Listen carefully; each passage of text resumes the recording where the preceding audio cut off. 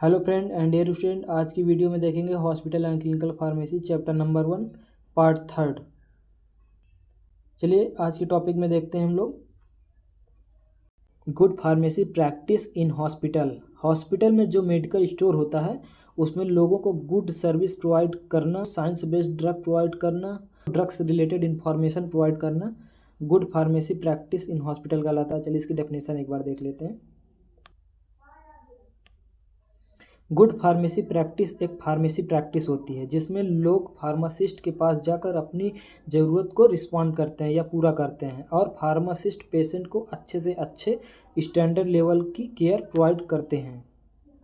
चलिए देखते हैं इसको अलग तरीके से कैसे लिख सकते हैं। गुड फार्मेसी प्रैक्टिस एक फार्मेसी प्रैक्टिस होती है जिसमें फार्मेसी में आए हुए, फार्मेसी का मतलब मेडिकल स्टोर में आए हुए पेशेंट या पेशेंट अटेंडेंट, अटेंडेंट का मतलब जो पेशेंट के साथ जो घर वाले या पेशेंट के साथ जो भी हैं उनको ड्रग्स रिलेटेड इंफॉर्मेशन प्रोवाइड करना और साइंस बेस्ड ड्रग को प्रोवाइड करना गुड फार्मेसी प्रैक्टिस कहलाता है। अगला टॉपिक है हमारा requirement of good pharmacy practice. Good pharmacy practice करने के लिए क्या रिक्वायरमेंट होनी चाहिए। नंबर ए है मेडिसिन व हेल्थ केयर प्रोडक्ट को सप्लाई करेगा। बी है फार्मासिस्ट पेशेंट को एप्रोप्रिएट इंफॉर्मेशन प्रोवाइड करेगा, मतलब फार्मासिस्ट जो है पेशेंट को ड्रग्स रिलेटेड इंफॉर्मेशन प्रोवाइड करेगा। अगला है सी ड्रग को बॉडी के अंदर एडमिनिस्ट्रेट भी करेगा, जो भी ड्रग है उसको ड्रग के अकॉर्डिंग बॉडी में एडमिनिस्ट्रेट भी करेगा। अगला नंबर है फार्मासिस्ट पेशेंट को लो कॉस्ट में ड्रग प्रोवाइड करता है। चलिए अगला टॉपिक है हमारा role of pharmacist in good pharmacy practice. Pharmacist का रोल क्या है गुड फार्मेसी प्रैक्टिस को करने के लिए। चलिए देखते हैं। फार्मासिस्ट ड्रग को prepare, obtain, secure, distribute, administrate, dispense and medical product को डिस्पोज करेगा और यह सभी वर्क को स्टैंडर्ड लेवल पर करता है। चलिए देखते हैं इसमें फार्मासिस्ट ड्रग को प्रिपेयर मतलब तैयार करेगा और ऑब्टेन करेगा मतलब दूसरी जगह से ला के रखेगा और सिक्योर उसको सही तरीके से सिक्योर करके रखेगा सही जगह पर, और डिस्ट्रीब्यूट ज़रूरत पड़ने पर उसको डिस्ट्रीब्यूट भी इधर उधर कर सकता है, और एडमिनिस्ट्रेड मतलब किसी पेशेंट को एडमिनिस्ट्रेड बॉडी में एडमिनिस्ट्रेट भी करना है, डिफरेंट रूट से अलग अलग रूट भी हो सकते हैं तो एडमिनिस्ट्रेट भी करेगा, और ड्रग को डिस्पेंस भी कर सकता है। मेडिकल प्रोडक्ट जो एक्सपायर हो चुके हैं उनको डिस्पोज भी करेगा और यह सभी वर्क को स्टैंडर्ड लेवल पर करता है। अगला टॉपिक है हमारा हॉस्पिटल फार्मेसी स्टैंडर्ड। हॉस्पिटल में गुड फार्मेसी प्रैक्टिस करने के लिए क्या स्टैंडर्ड होने चाहिए। चलिए देखते हैं हॉस्पिटल के अंदर गुड फार्मेसी प्रैक्टिस करने के लिए क्या स्टैंडर्ड होने चाहिए। नंबर 1 है FIP। FIP का फुल फॉर्म है इंटरनेशनल फार्मास्यूटिकल फेडरेशन। इसका फुल फॉर्म आप याद रखिएगा, 1 नंबर में पूछ सकता है।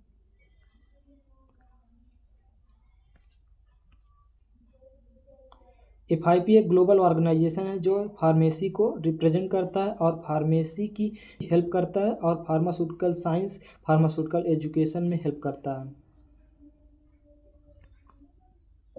2008 में इंटरनेशनल फार्मास्यूटिकल फेडरेशन के अंदर बैसेल मतलब स्विट्ज़रलैंड में एक प्रोग्राम हुआ था जिसमें पूरे वर्ल्ड के हॉस्पिटल फार्मासिस्ट शामिल रहे हैं और उसमें हॉस्पिटल फार्मेसी से रिलेटेड जो है डिस्कशन हुआ था और इसको कैसे अच्छा से अच्छा कर सकते हैं, और वहाँ पर कुछ स्टेटमेंट जारी किए गए थे। पहला नंबर है प्रोक्योरमेंट। जैसे मेडिसिन को परचेस करने के लिए ऑर्डर देते हैं और जब मेडिसिन प्रोडक्ट आ जाते हैं तो उसकी manufacture date, expiry date, high cost व लो कॉस्ट को चेक करते हैं और उसके बाद फिर मेडिसिन को रैक में लगाते हैं। ये हमारा प्रोक्योरमेंट होता है। सेकंड नंबर है इन्फ्लुएंस ऑन प्रिस्क्राइबिंग। डॉक्टर को ड्रग प्रिस्क्राइब करने के लिए कुछ ऐसी कंडीशंस हो सकती हैं जो बढ़ावा दे सकती हैं, जैसे डॉक्टर की चॉइस हो सकती है या कॉस्ट हाई या लो होने के कारण हो सकता है, या कोई ड्रग मार्केट में ज़्यादा चलने के कारण डॉक्टर प्रिस्क्राइब कर सकता है। अगला नंबर है preparation and delivery of medicine. Medicine को प्रिपेयर मतलब बनाना और डिलीवर करना। अगला नंबर है एडमिनिस्ट्रेशन ऑफ मेडिसिन, मेडिसिन को पेशेंट को डिफरेंट डिफरेंट रूट से एडमिनिस्ट्रेट करना। अगला नंबर है monitoring of medicine use, patient को मेडिसिन देने के बाद उसके जो साइड इफ़ेक्ट एडवर्स इफ़ेक्ट जो भी उसको मॉनिटर करना और एक रिपोर्ट तैयार करना। अगला नंबर है human resources training and development, अच्छे लोगों को अपने पास लाना और ट्रेंड करना और उनको तैयार करना। चलिए देखते हैं, पहला नंबर है प्रोक्योरमेंट, प्रोक्योरमेंट के द्वारा फार्मासिस्ट को मेडिसिन लेते समय मतलब परचेस करते समय या सेल करते समय निम्न बातों को ध्यान देना चाहिए, जैसे manufacturing date, expiry date, high cost या लो कॉस्ट ईटीसी को ध्यान देना चाहिए।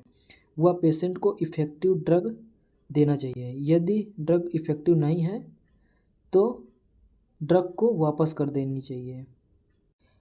चलिए अगला टॉपिक देखते हैं, ASHP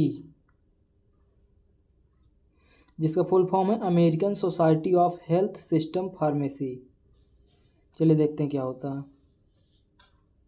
American society of health system pharmacy एक ग्लोबल ऑर्गेनाइजेशन है जो ऑल फार्मासिस्ट को रिप्रेजेंट करता है, जो कि हेल्थ केयर सर्विस प्रोवाइड करती है। इस ऑर्गेनाइजेशन में 60,000 मेंबर से अधिक फार्मेसी डिपार्टमेंट इंक्लूड हैं, जैसे pharmacy technician, pharmacist in training and pharmacist professional etc. Minimum standard requirement, pharmacy department के अंदर फार्मासिस्ट को अप्रोप्रिएट नॉलेज होना चाहिए। जो फार्मेसी डिपार्टमेंट में जो है फार्मासिस्ट है उसको अप्रोप्रिएट अच्छा नॉलेज होना चाहिए। अगला नंबर है ऑब्जर्वेशन मतलब OD, BD, TDS, जो ड्रग का मतलब डेली का जो सुबह शाम जैसे दिन में एक बार इसको लेने का इसका OD, BD, TDS का नॉलेज होना चाहिए। अगला नंबर है डोजेस कैलकुलेशन का नॉलेज होना चाहिए, जो छोटे बच्चे या एडल्ट हैं उनको डोजेस का कैलकुलेशन आना चाहिए फार्मासिस्ट को।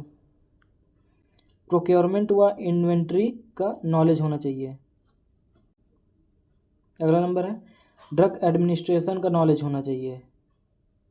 अगला नंबर है फार्मासिस्ट को लेबलिंग, पैकेजिंग, प्रोडक्शन का नॉलेज होना चाहिए।